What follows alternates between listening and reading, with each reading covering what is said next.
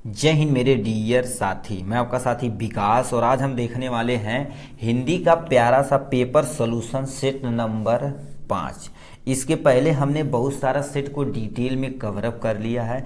ये देखा जाए तो सेट नंबर कितना है मेरे भाई, सेट नंबर आपके सामने ये रहा 5। सेट नंबर 5 को हम आज इस पूरे वीडियो में डिटेल में देखने वाले हैं। A to Z जानकारी, मतलब चाहे वो गद्यांश हो, चाहे वो पद्यांश हो, चाहे श्लोक हो, चाहे जीवनी हो, चाहे निबंध हो, सब कुछ हम इस वीडियो में डिटेल में कवरअप करने वाले हैं। ठीक, MCQ वगैरह सारा एकदम डिटेल में कवरअप करने वाले हैं। और बता देना चाहते हैं, आप यदि साल भर कुछ नहीं पढ़े हैं तो केवल 1-2 साल का पेपर, एक साल के कम से कम 4-5-6 सेट को आप अच्छे तरीके से सॉल्व कर लीजिए, तभी आप एग्जाम में अच्छे से परफॉर्मेंस कर पे आ जाएंगे आराम से।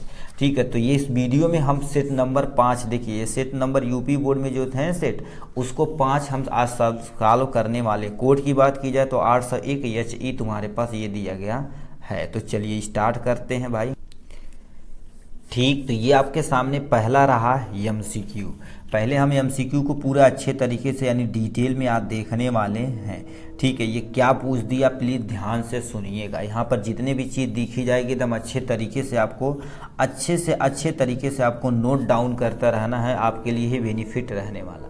पहले पूछ दिया रक्षाबंधन नाटक के नाटककार कौन है, मतलब ये जो रक्षाबंधन है किसके द्वारा लिखा गया है। आपको बता देना चाहते हैं रक्षाबंधन हमारे प्रेमी के द्वारा लिखा गया। वो भी तुम्हारे पास कौन से प्रेमी हैं, ठीक है, अवधेश प्रेमी नहीं, यानी श्री हरि कृष्ण प्रेमी के द्वारा लिखा गया है। तो पहला इसे ऑप्शन में दे रखा उपेंद्र नाथ अयस्क, श्री यानी हरि श्री कृष्ण के द्वारा, या राम कुमार वर्मा के द्वारा, या चतुर्सेन शास्त्री के द्वारा। तो यहाँ पर हरि कृष्ण प्रेमी के द्वारा लिखा गया है। तो ये वाला ए वाला option is the correct option हो जाएगा। सॉरी, ए का बी वाला ऑप्शन क्या हो जाएगा, करेक्ट ऑप्शन हो जाएगा। ठीक, नेक्स्ट क्वेश्चन क्या पूछ दिया, इसकी तरफ रुक करते हैं। नेक्स्ट क्वेश्चन सेकेंड नंबर हमसे क्वेश्चन क्या बोल दिया है, रामधारी सिंह दिनकर की रचना है, मतलब इसमें से जो दिया गया रामधारी सिंह की रचना है। ठीक है, रामधारी सिंह दिनकर की रचना है। तो इसमें सबसे पहले संस्कृत के 4 अध्याय, ठीक है, तो यही तुम्हारे पास क्या होगा, किसके द्वारा रचित की गई है, ये दिनकर के द्वारा लिखी गई है। साहित्य और कला इनके द्वारा नहीं लिखी गई, अनंत आकाश इनके द्वारा नहीं लिखी गई, इंद्रजाल भी इनके द्वारा नहीं लिखी गई है। ठीक है, तो यानी रामधारी सिंह के द्वारा कौन सी लिखी गई, संस्कृति के 4 अध्याय इन्हीं के द्वारा लिखी गई थी। ठीक है, ये हो गया। अब हम आते हैं तीसरे नंबर के क्वेश्चन पे आते हैं। राग दरबारी के रचना के उपन्यासकार कौन है, यानी दोबारा क्वेश्चन पढ़िए, राग दरबारी रचनाकार के उपन्यासकार कौन है। आपको बता देना चाहते हैं राग दरबारी किसके द्वारा लिखी गई थी, राग दरबारी किसके द्वारा लिखी गई थी, हमारे श्रीलाल, ठीक है, श्रीलाल शुक्ल के द्वारा लिखी गई थी। किसके द्वारा, श्रीलाल शुक्ल के द्वारा लिखी गई है।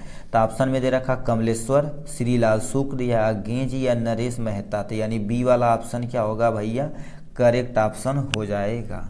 ठीक है, थर्ड नंबर क्वेश्चन क्या पूछ दिया, यहाँ पर आ जाते हैं। थर्ड नंबर क्या को, शुक्ल युग के अन्य नाम से यानी अन्य नाम कौन से हैं। शुक्ल युग को देखा जाए तो यानी प्रसाद युग के नाम से भी जाना जाता, प्रेम, ठीक है, प्रेमचंद्र युग से नाम जाता, छायावादी, इनमें से सभी, मतलब ये वाला ऑप्शन देखा जाए तो डी वाला ऑप्शन क्या हो जाएगा भैया, करेक्ट ऑप्शन, क्योंकि शुक्ल युग को नाम प्रसाद युग से जाना जाता, प्रेमचंद्र युग से नाम जाना जाता, छायावादी युग के नाम से भी जाना जाता है। ठीक है, तो इनमें सभी ऑप्शन करेक्ट हो जाएंगे। ठीक है, फिफ्थ नंबर क्या क्वेश्चन पूछ दिया है, कह दिया विष्णु प्रभाकर किस युग के कहानीकार थे। विष्णु प्रभाकर देखा जाए किस युग के कहानीकार थे, ये हमसे पूछा गया है।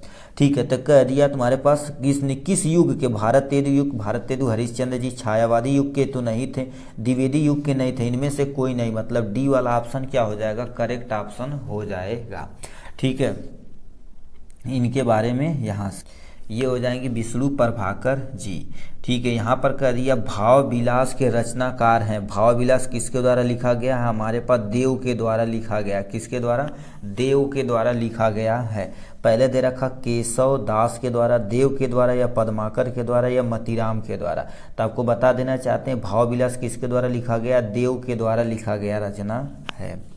ठीक है, 7वां नंबर क्वेश्चन क्या पूछ दिया हमसे, 7वां नंबर क्वेश्चन पूछ दिया प्रयोगवादी काव्य की विशेषता होती है।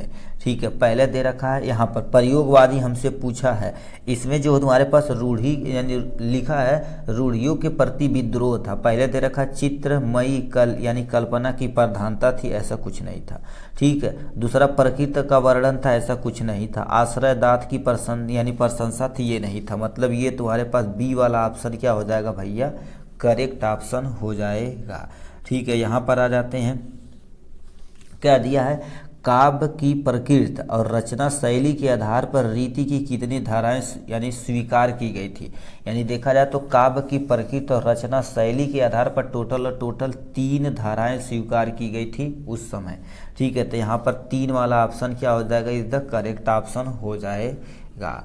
ठीक है, ये क्या दे रखा नेक्स्ट में, जौहर हमसे पूछ दिया है जौहर काव्य के रचनाकार हैं। जौहर काव्य के रचनाकार हैं। जौहर, ये तुम्हारे पास जौहर जो दिया गया किसके द्वारा लिखा गया है, श्याम नारायण। ठीक है, ये हो जाएगा श्याम नारायण पांडे जी के द्वारा लिखा गया है। श्याम नारायण पांडे जी के द्वारा लिखा गया है। ठीक है, श्याम नारायण पांडे जी के द्वारा लिखा गया है, तो कहीं दे रखा है, यानी यही वाला ऑप्शन तुम्हारे पास क्या हो जाएगा, करेक्ट ऑप्शन हो जाएगा। ठीक है, नेक्स्ट में तुम्हारे पास लिख दिया है चिदंबर। ठीक है, यहाँ पर क्या होगा, चिदंबरा के रचनाकार हैं। चिदंबरा पूछा हुआ, चिदंबरा के रचनाकार हैं पहला जयशंकर प्रसाद, सूर्यकांत त्रिपाठी, निराला जी, सुमित्रानंद पंत या महादेवी वर्मा। ठीक है, चिदंबरा के लेखक तुम्हारे पास कौन है या रचनाकार तुम्हारे पास सुमित्रानंद पंत जी हैं। कौन है, सुमित्रानंद पंत जी हैं। ठीक, अब यहाँ से तुम्हारे पास 10 क्वेश्चन ये हो जाएगा। अब यहाँ से तुम्हारे पास क्या दी, जितना भी क्वेश्चन रहेगा पूछा जाएगा कौन सा रस है। अब देखिए ध्यान से सुनिए, रस हमसे पूछा गया, कह दिया पुनि पुनि मुनि उसकही अकू लाही दे ही दशा हर गन मुस्काई में कौन सा तुम्हारे मुस्कान दिया गया है ना, तो ये तुम्हारे पास मुस्कान में मतलब हास्य रस है। तो यहाँ पर क्या हो जाएगा, देखिए मुस्काने का मतलब हास्य रस, तो यानी बी वाला ऑप्शन तुम्हारे पास क्या हो जाएगा भैया, करेक्ट ऑप्शन हो जाएगा। कहीं हास रस का स्थायी भाव क्या होता भैया, हास रस का स्थायी भाव हंसना, तो इससे आप मुस्काने का मतलब हंसना ही होता है ना, तो यानी ए बी वाला ऑप्शन क्या हो जाएगा, करेक्ट ऑप्शन हो जाएगा। ठीक है, अब नेक्स्ट क्वेश्चन में क्या दे रखा है, यहाँ पर आ जाते हैं। नेक्स्ट में लिख दिया है लिखिया है अहुति सी गिर पड़ी चिंता पर चलक। ठीक है, चमक उठी ज्वाला सी, अहुति सी गिर पड़ी चिता पर चमक उठी ज्वाला सी में कौन सा अलंकार है। पहला दे रखा अनुप्रास अलंकार, उपमा अलंकार, श्लेष अलंकार या रूपक अलंकार। ठीक है, तो चमक उठी है, तो यानी पर इसमें कौन सा हो जाएगा, उपमा अलंकार, मतलब ये बी वाला ऑप्शन क्या हो जाएगा मेरे भाई, करेक्ट ऑप्शन हो जाएगा। ठीक है, नेक्स्ट में क्या पूछ दिया, यहाँ पर आ जाते हैं। ठीक है, दोहा छंद के, ठीक है, दोहा छंद के ठीक उल्टा छंद होता है।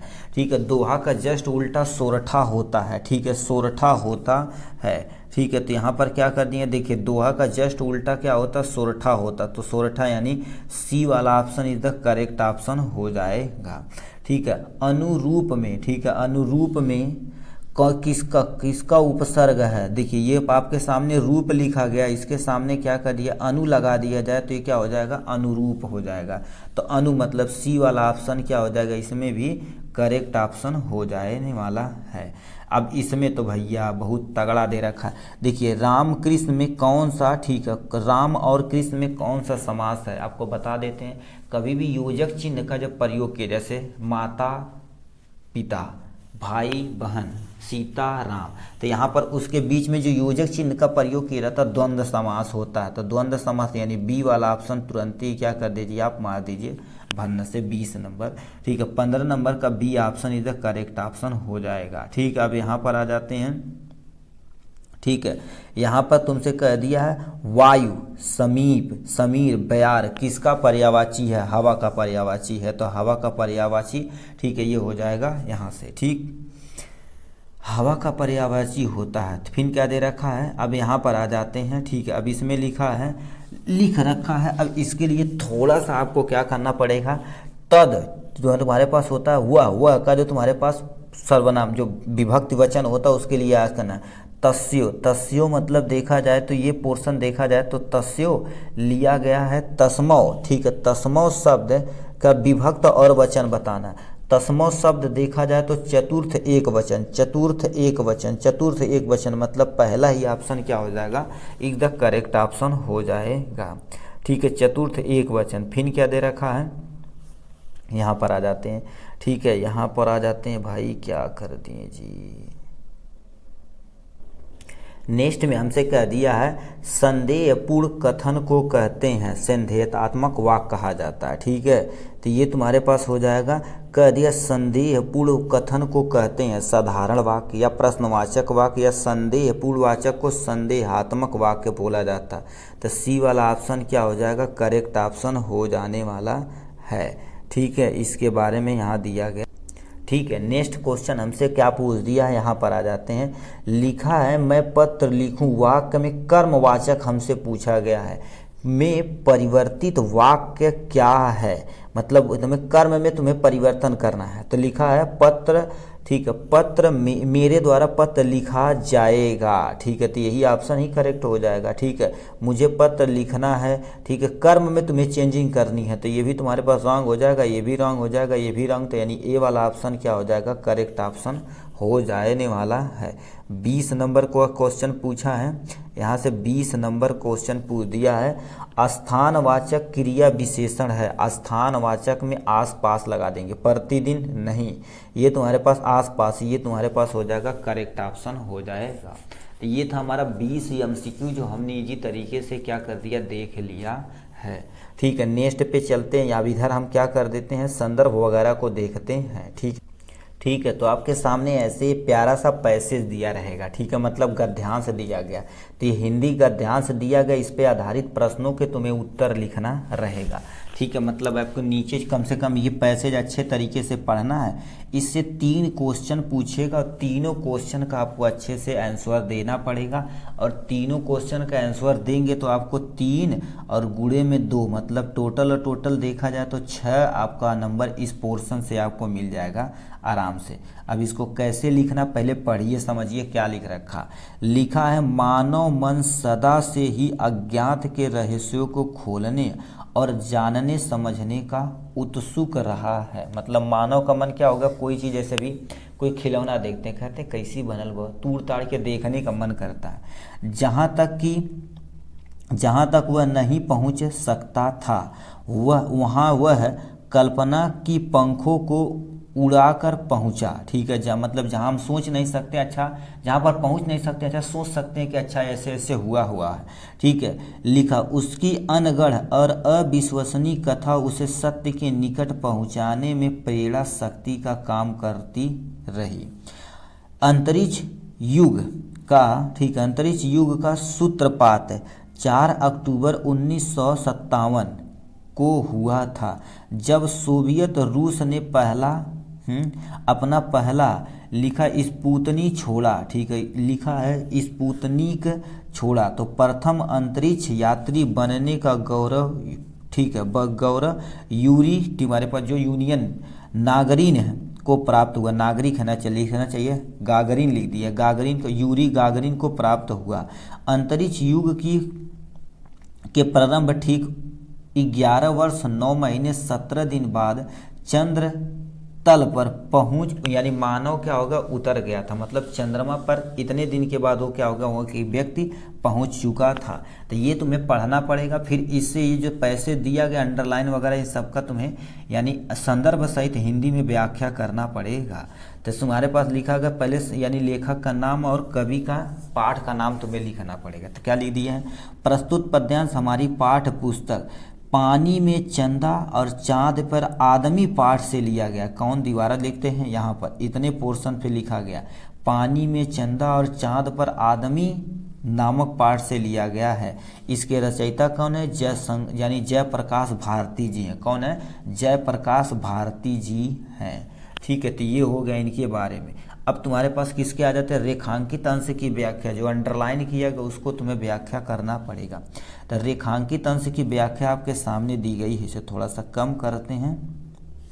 क्या लिखा, उपयुक्त पंक्तियों में लेखक कहता है कि लेखक जी कहते हैं कि हमारे देश के लोग ने, ठीक है, नहीं, विश्व के लोगों ने अपनी भाषा की अनगिनत कहानियाँ पढ़ी है। मतलब विश्व के लोग भी क्या कर दिए, अनगिनत कहानियाँ पढ़कर बैठे हुए हैं। अनेक कवियों ने चंद्रमा के ऊपर कविताएं लिख डाली हैं, ठीक है, क्योंकि बोला जाता है बहुत सारी कहानियां लिखी गई, काल्पनिक की गई हैं, ठीक है, कि किसी ने, ठीक है, किसी ने उसे राजनिपति के संग से विभूषित किया, तो किसी ने रात्रि की देवी का नाम यानी संबोधित किया। मतलब जो चंद्रमा है ना, तो किसी ने उन्हें क्या बोला है कि ये तुम्हारे पास राजनिपति, संस की तुम्हारे पास से विभूषित किया। कोई ने कोई बोला रात की रानी कौन है, रात की रानी की देवी हमारे पास चंद्रमा जी हैं। इसको इतना बताना पड़ेगा। फिर क्या दे रखा, प्रथम अंतरिक्ष यात्री कौन था। पहली बार ऐसे कौन व्यक्ति हैं जो हमारे पास क्या होगा, अंतर्राष्ट्रीय अंतरिक्ष यात्री व्यक्ति कौन था। तो लिखेंगे प्रथम अंतरिक्ष यात्री बनने का गौरव यूरी गागरिन को प्राप्त हुआ था। यूरी गागरिन जो पहले व्यक्ति थे जो अंतरिक्ष में पहली बार यात्रा किए थे, ठीक है। तो ये तुम्हारे पास इतना हो गया पहले का आंसर। देखिए आपको अच्छे तरीके से पहले क्या लिखने के, संदर्भ लिखना पड़ेगा, रेखांकित अंश की व्याख्या, और ये अच्छे से एक्सप्लेन करेंगे तो आपका कितना नंबर मिल जाएगा, 6 नंबर आराम से मिल जाता है, ठीक है। तो चलिए नेक्स्ट क्वेश्चन की तरफ रुख करते हैं भाई, ठीक है। तो ये आपके सामने नेक्स्ट क्वेश्चन दिया गया, चाहे आप वो करिएगा चाहे अथवा करके ये दिया गया।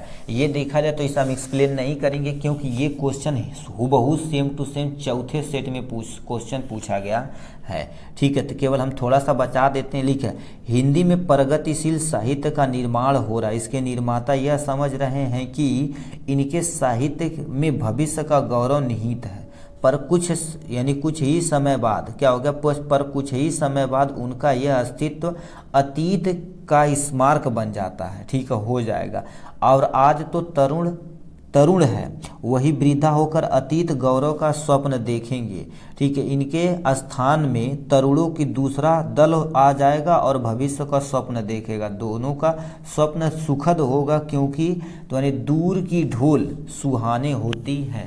ये देखा जाए तो क्वेश्चन पूछा गया था सेट नंबर 4 में, ठीक है, और सेट नंबर 3 में भी ये क्वेश्चन पूछा गया था। और ये किस पार्ट से लिया गया, मैं क्या लिखूं पार्ट से लिया गया है, ठीक है। यहाँ पर इसका देखिए आप, यहाँ से लेखक का संदर्भ देख लीजिए आप, वही सेम टू सेम वैसे लिखना उपयुक्त। तो पुन्नालाल बख्शी जी हैं, क्या लिखूं नामक पाठ से लिया गया है, ठीक है। अब हमें इसमें जो क्वेश्चन पूछा गया, दूर के ढोल सुहाने होते का क्या तात्पर्य है। मतलब दूर के ढोल सुहाने होते का तात्पर्य है कि दूर से देखने पर वस्तु अच्छी लगती है, पास आने पर खराब लगती है, ठीक है। तो इसी को आपको एक्सप्लेन कर देना है इसमें, ठीक है। नेक्स्ट क्वेश्चन हमसे क्या क्वेश्चन पूछ दिया, वो गद्यांश था। अब यहाँ से तुम्हारे पास क्या हो जाता है, स्टार्ट पद्यांश। अब ये देखा जाए तो क्या पूछ दिया है, चरण कमल बंदो हरिराई, ठीक है। अब इसे पढ़िए, ध्यान से पढ़ते हैं, इसको पढ़िए। क्या दे रखा है, चरण कमल बंदो हरिराई, जाकी कृपा पंगुगिरी लोहे, अंधे को सब कुछ दर्शाई, बहिरे सुने गुंग पुनि बोले, रंक चले सिर छत धराई, सूरदास स्वामी करुणन, बार बार बंदो ती ही पाई। ये दिया गया है। इसको पैसेज को ये पढ़ लेना, फिर इसका संदर्भ सहित आपको क्या करना पड़ेगा, 2 क्वेश्चन का आंसर लिखना पड़ेगा। और ये जो अंडरलाइन किया गया है, अंडरलाइन पोर्शन को क्या करना पड़ेगा, यहाँ से अंडरलाइन पोर्शन को आपको क्या करना पड़ेगा, व्याख्या करना पड़ेगा, मतलब रेखांकित अंश की व्याख्या करना पड़ेगा। अब इसको देखेंगे, यहाँ पर किस पद से लिया गया उसको लिखना पड़ेगा। तो संदर्भ क्या लिखा, प्रस्तुत पद्यांश हमारी पाठ्य पुस्तक हिंदी काव्य से संकलित सूरदास पद से, ठीक है, संकलित सूरदास के द्वारा, सूरसागर से संकलित, एक्चुअल में किस पाठ से लिया गया, सूरसागर पाठ से लिया गया। इसके रचयिता कौन है, हमारे पास सूरदास जी है, ठीक है। ये हो गया इनके बारे में। फिर रेखांकित अंश की व्याख्या करना है, ठीक है। इसमें कवि क्या कह रखे हैं, उपयुक्त, ठीक है, प्रस्तुत रेखांकित अंश में कवि सूरदास जी प्रभु श्री कृष्ण के कमल, किसके कमल, सॉरी, जो तुम्हारे पास कमल रूपी चरणों की वंदना करते हुए कहते हैं कि हे प्रभु, मैं आपके, ठीक, आपके कमल रूपी चरणों का वंदना करता हूँ। मतलब हमारे पास सूरदास जी कहते हैं कृष्ण से, हे कृष्ण, हे प्रभु, आपके चरण कमल के समान है, उसकी हम क्या कर देते, वंदना करते हैं। जिसकी कृपा से लंगड़ा व्यक्ति पर्वत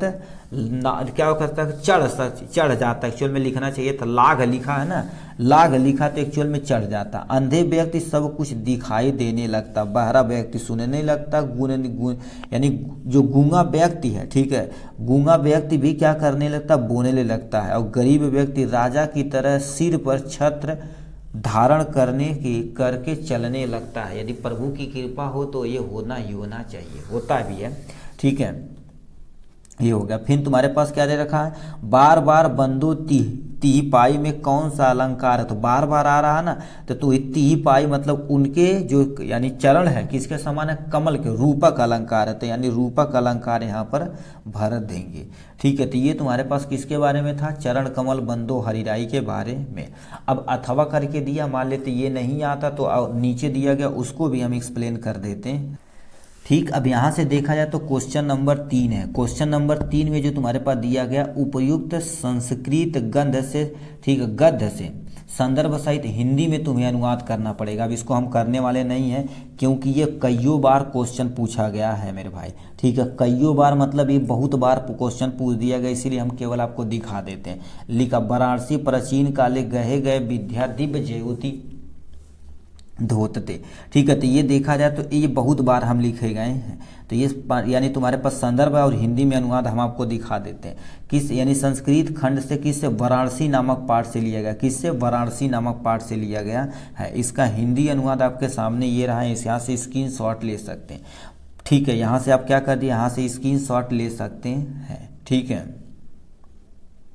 ठीक। यहाँ पर नेक्स्ट क्वेश्चन क्या पूछ दिया, नीर क्षीर विवेक हंसालय तो तमेव तनुचेत, ठीक। अब ये भी same to same question set number 3 में एज इट इज क्वेश्चन ये पूछा गया है, तो इसे भी हम क्या करने वाले, एक्सप्लेन नहीं करने वाले। सेट नंबर 3 का जो लिंक डिस्क्रिप्शन में इसी में हम डाल देंगे, या आप सेट नंबर 3 वहाँ जाके देख सकते हैं, ठीक है। तो वही चीज़ दिखा गया है। अब ये देखा जाए तो बार बार जो रिपीट किया जा रहा है, प्लीज उसे आप याद रख लीजिए। इस संदर्भ लिखा है, अनुमुक्ति विलास से लिया गया है। इसमें कह रखे, हे अंश, यदि तुम ही दूध और पानी को अलग करने में आलस करोगे तो संसार में अपने कुल धर्म का पालन करने कौन करेगा। अर्थात विवेकशील लोग ही अपने कर्तव्य का आलस करेंगे तो कुल धर्म का पालन कौन करेगा, ठीक है। ये भी देखा जाए तो सेट नंबर 3 में एज इट इज ये क्वेश्चन पूछा गया था, ठीक है। तो इससे भी हम एक्सप्लेन नहीं कर रहे हैं ज़्यादा, ठीक है।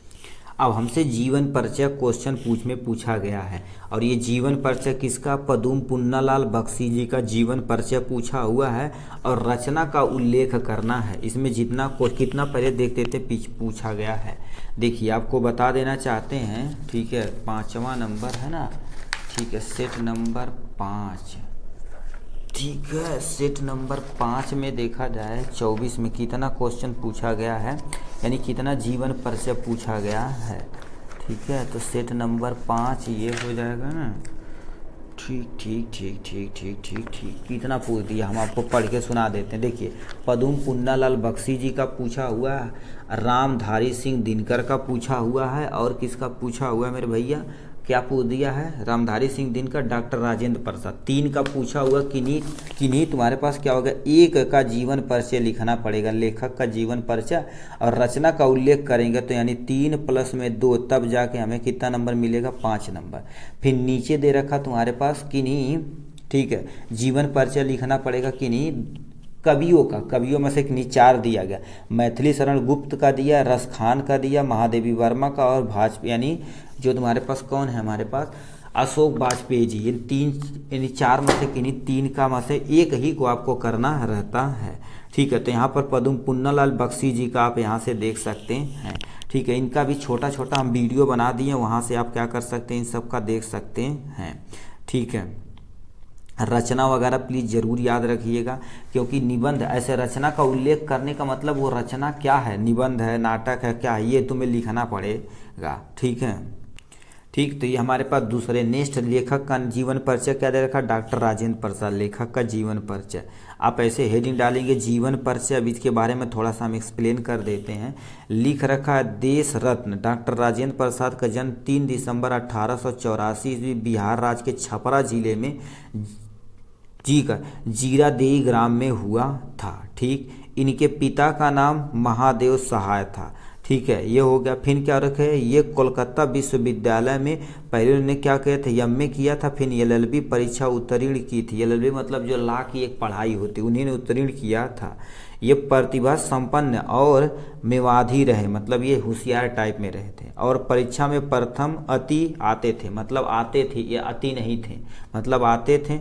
ये लिखा है मुजफ्फरपुर कॉलेज में कुछ दिन अध्ययन का कार्य करने के पश्चात वे पटना और कलकत्ता में वकील रहे, क्योंकि एलएलबी कर रखे थे, ये वकील के पद पर कार्यरत थे।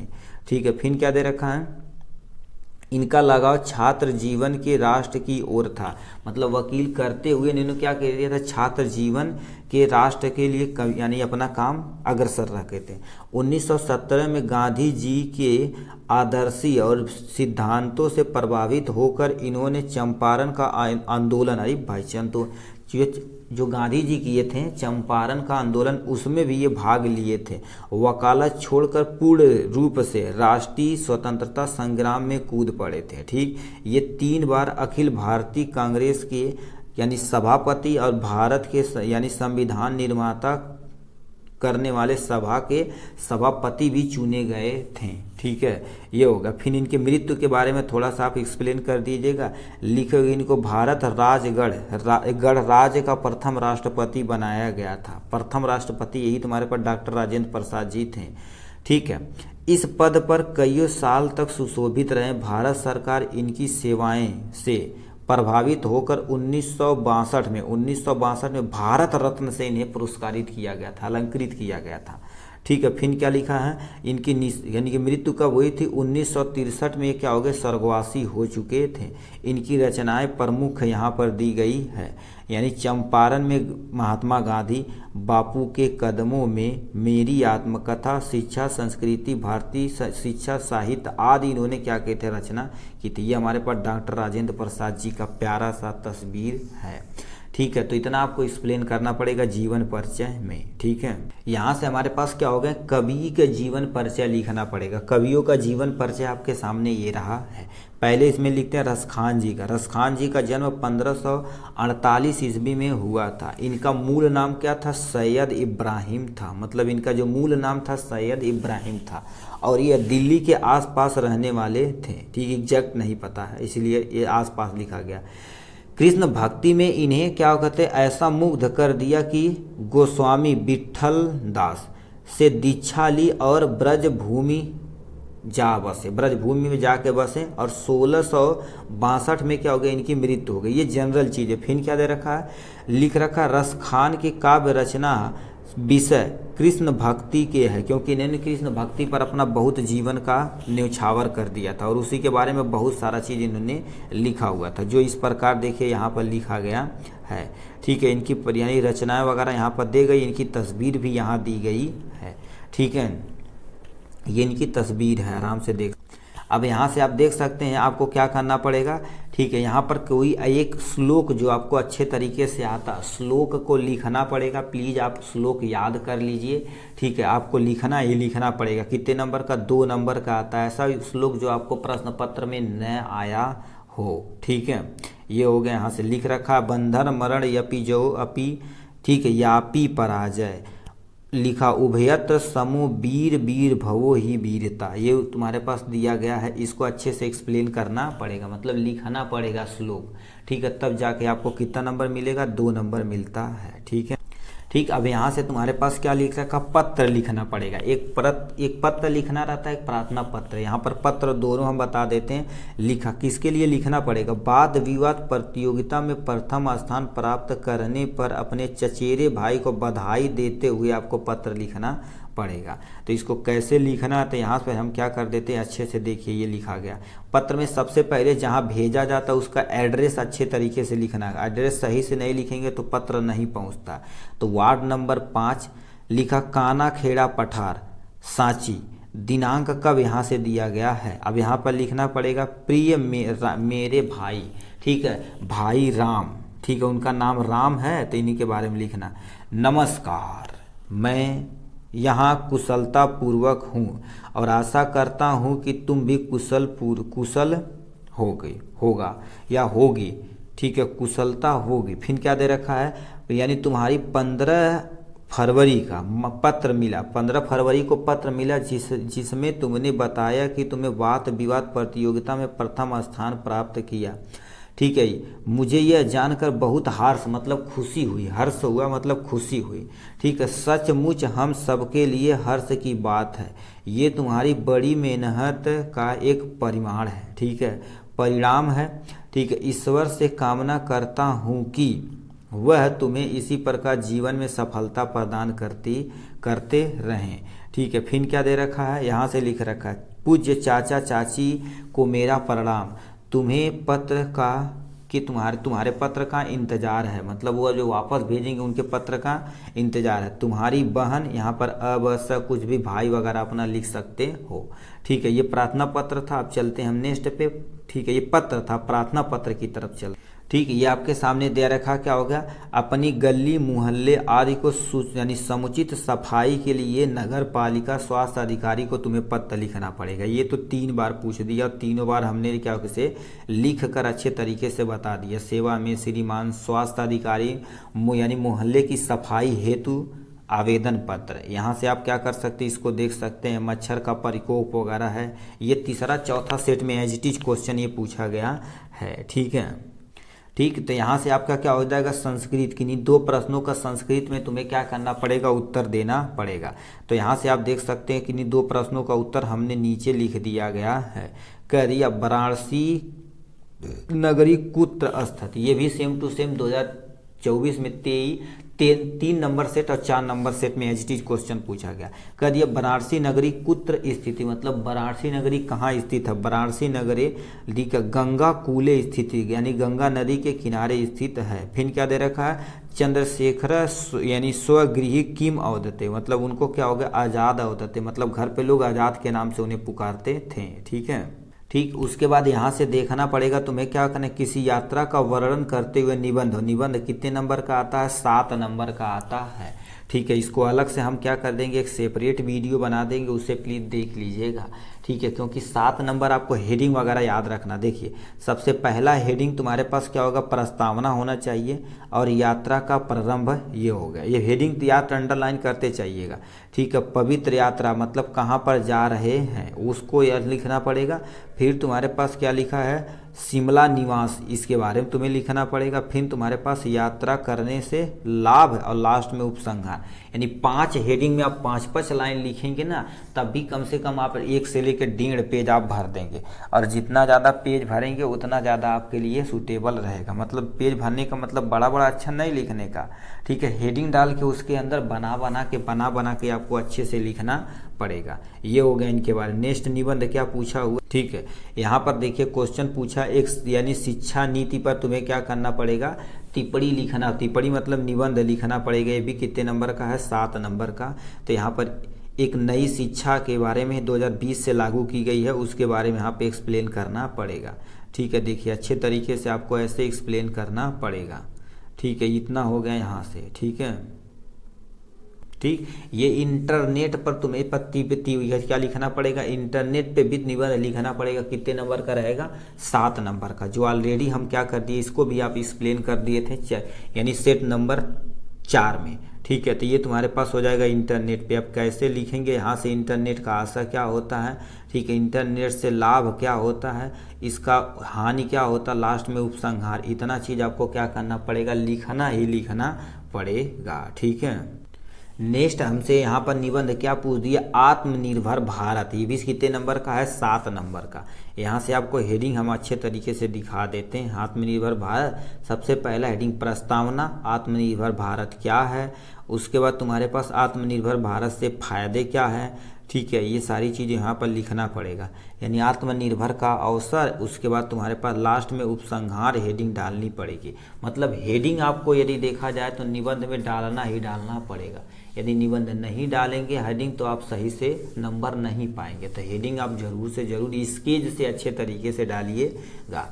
ठीक है, तो ये आपका टोटल 5 नंबर का सेट नंबर 5 का पूरा सोल्यूशन था। देखिए बहुत सारा चीज़ हमारा तीसरे चौथे में से पहले दूसरे में से मैच किया था, इसीलिए बोलते हैं 3-4 सेट आप सॉल्व कर लेंगे ना, अपने आप बहुत सारा मैच कर जाएगा। 80 से 85% इसी से आ जाएगा आंसर आपका एडिटेड एग्जाम में। ठीक है, तो चलिए आज के लिए बस इतना ही, फिर मिलेंगे नेक्स्ट वीडियो में नेक्स्ट टॉपिक के साथ। तब तक के लिए bye bye and take care. छठे नंबर सेट पे मिलेंगे, ठीक है।